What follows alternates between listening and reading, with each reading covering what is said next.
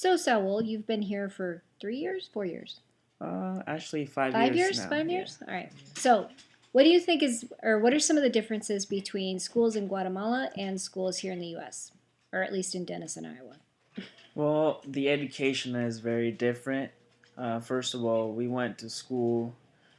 Well, the school day was only about like maybe 5 hours because we started at 7:30 or 8, and then at 10:30 we had a break for about 30 minutes, and then we came back to classes at 11, and then we were just in school for another hour, and then we were out of school by noon, and we went home.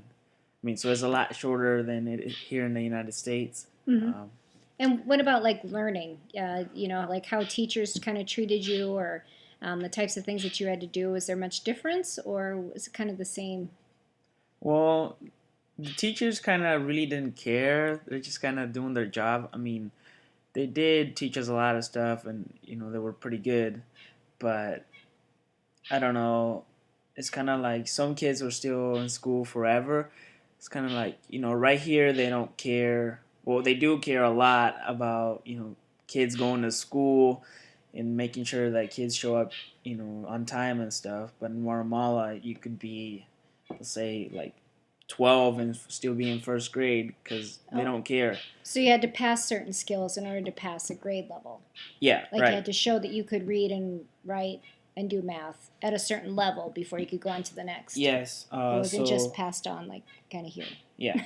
So at the beginning of the year, we have a test to see like what level of skills do you have, and then at the middle of the year, you take another test, and you have to pass those with like 70%, I think. Mm. And then at the end of the year, you take one whole big test over the whole year, and that's when they decide whether you go to the next grade or not. Oh, okay. So you look at your scores. And what about like subject areas? Are they the same? Kind of you do reading, or is it kind of more basic, just reading, writing, math, or Uh, and Spanish, English? No, it's mostly all basic, just math, reading, a little bit of writing, and then we did a little science. But it's just basic stuff. We didn't do high, like academic stuff that we do here in the United States. Like math was just the basic kind of math. So we never really even had algebra or anything like that. It was Mm. just normal adding and subtracting and all those basic stuff. Okay. And what about how long you had to go to school? Like, could you go like here? You have to go for sure until you're 16, but and then of course if you wanted to graduate, it'd be 18. But in Guatemala, is there anything, or could you just go as long as you want and then, or how often, or how long did most people go? Do Most you remember? people went to like sixth grade because I mean my mom went until sixth grade and then she had to go to work. But mostly, if you actually are really educated in Guatemala, you maybe finish high school, so 12th grade, and they call that university, and it's just normal high school. Oh, So like from first grade to sixth grade is just normal, you know, elementary and middle school, and then from sixth grade, 10th grade is like their high school over there, oh, okay. and then from 10th to 12th is like our college. Oh, So okay. that's when they learn, their careers and what they wanted to do. Mm-hmm. So they didn't go to school very long. Right. But because you were in a kind of a smaller village, did they have that type of schooling for everybody, or were you then sent to Not somewhere? everybody got to do that because most of the people they were really poor, Mm. and our family kind of had a little more money because our mom was here in the United States, and so she sent money for our aunts to go to the university or high school, Uh-huh. and but it was out of town, so about half an hour away from our village, Oh, okay. and it was a little more expensive. So many people just didn't go. They Mm-hmm. dropped out of school and started working. They just didn't get enough education. Right.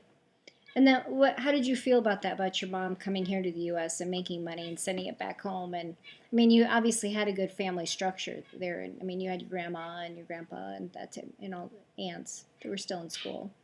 Or Yeah. did it just kind of seem normal that you're be weird? I don't know. I didn't think much about it because I was very, young and stuff. But How old were you when she left? when she left, I think I was like 3 months old. No So kidding. I yeah, didn't so realize that. yeah, she and my sister was 2 years old. Mm-hmm. And, yeah, and she left us with grandma, so we didn't know her at all. But we always talked to her on the phone and stuff. So I was really glad that she always sent us money, for our birthdays, for our education and food for our family. And she also helped our aunts to pay for their high school, their education. Mm-hmm. All right. So the other thing that we usually talk about, because I'm always interested in that, is food. Oh So, yeah, food. what are some things that your grandma made that maybe you kind of miss here, or that like really bring back? When I try to make guacamole, I'm sure it's not as good as your grandma's or anything like that. But what are some like memories that you have, or some of the when you think of food and your grandma? Oh, I Totally open ended. Go. okay, yeah. First thing I think about is tamales because my grandma would always make tamales for every kind of celebration. So for like our birthdays, just a party or something, she would always make a whole bunch of tamales. She would butcher, a hog in the middle of like our home, and then I would always, ask her to give me a piece of meat or something. Then I would go and throw it in the grill.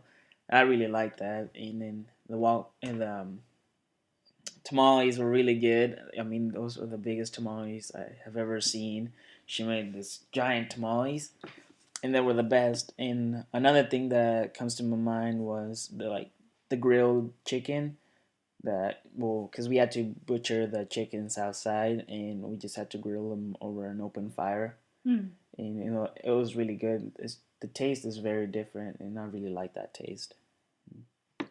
Okay, so that would be something that you'd like to try here. A big fire going Yeah. through.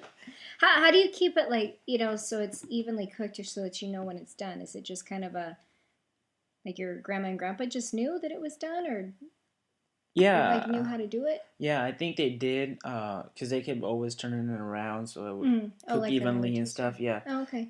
and then she would cut it into pieces, and then she would finish it cooking it in a soup, Oh, and then okay. she would add rice to it and vegetables and all of that kind of stuff. And I think that's how she finished cooking it. So Mm-hmm. you had that little roast flavor in the soup. It was Right. really good. Oh. Hmm.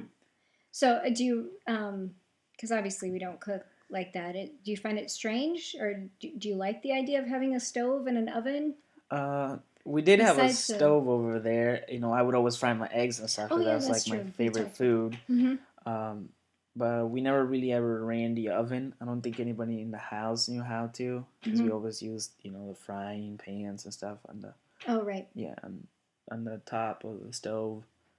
But I don't know. There wasn't really much different Mm-hmm. um, until when I came here. Then you guys started, cooking casseroles and stuff like that or chicken. It was a little different, but I got used to it pretty quickly. Oh, okay, good. Yeah, but you still miss obviously. Yeah, I think everybody whenever Yeah. they leave home misses the food. And then your grandma and grandpa had a farm, like you grew or produced most of the food that you ate. So like you had the little farm out back or out behind. Uh, yeah, we actually kind of had two little, fields. One was like 10 minutes away from our home, and it was across a river. So that's where we got the water to, water the plants and stuff. We planted our corn in this little small field and our beans. There's also some mango trees and papaya trees in there. Mm. So we got some fruit from there too. Um, yeah, we were really glad that we had that river right there because we used one of those water pumps to, pump the water into the field so we could water the plants. I mean, we got rain a lot in Marmot, but some days we needed that pump. Mm-hmm. We were really glad we had that. And then we also used like our backyard as a little field, and there we planted our sweet corn, so like the sweet Hmm. corn so we could eat. Grandma also made tamales out of those, some sweet corn tamales. Those were really good, more like a dessert. Mm-hmm. And I think she also planted some other kinds of fruit. She had a few orange trees back there Oh too, wow. and lemons. That's pretty much it.